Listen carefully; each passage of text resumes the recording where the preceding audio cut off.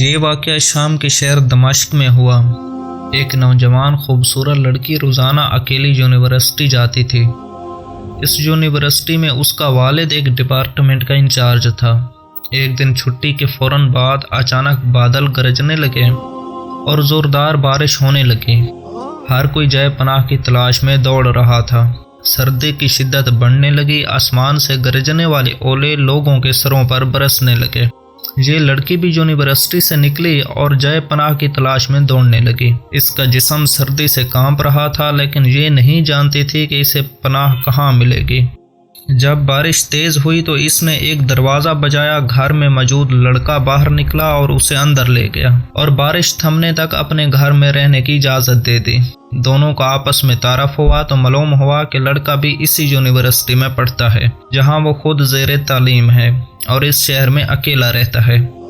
ایک کمرہ، برآمدہ اور باتھ روم اس کا کل گھر تھا۔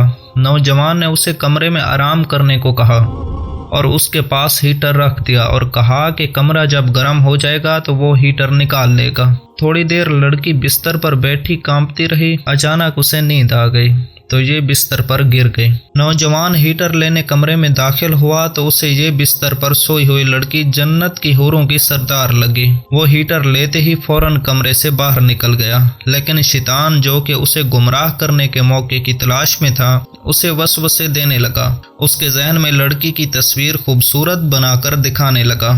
تھوڑی دیر میں لڑکی کی آنکھ کھل گئی۔ جب اس نے اپنے آپ کو بستر پر لیٹا ہوا پایا تو ہڑبڑا کر اٹھ گئی اور گھبراہٹ کے عالم میں بے تحاشا باہر کی طرف دوڑنے لگی۔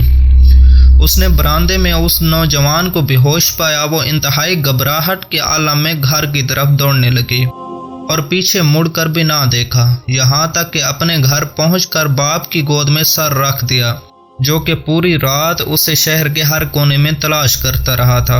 اس نے باپ کو تمام واقعات من و عن سنا دیے اور اسے قسم کھا کر کہا کہ میں نہیں جانتی جس عرصہ میں میری آنکھ لگی کیا ہوا، میرے ساتھ کیا کیا گیا، کچھ نہیں پتا۔ اس کا باپ انتہائی غصے کے عالم میں اٹھا اور یونیورسٹی پہنچ گیا اور اس دن غیر حاضر ہونے والے طلباء کے بارے میں پوچھا تو پتہ لگا کہ ایک لڑکا شہر سے باہر گیا ہے اور ایک بیمار ہے، ہسپتال میں داخل ہے۔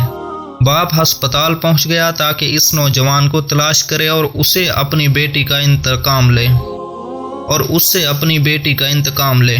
ہسپتال میں اس کی تلاش کے بعد جب اس کے کمرے میں پہنچا تو اسے اس حالت میں پایا کہ اس کے دونوں ہاتھوں کی انگلیاں پٹیوں سے بندھی ہوئی تھیں۔ اس نے ڈاکٹر سے اس مریض کے بارے میں پوچھا تو ڈاکٹر نے بتایا جب یہ ہمارے پاس لایا گیا تو اس کے دونوں ہاتھ جلے ہوئے تھے۔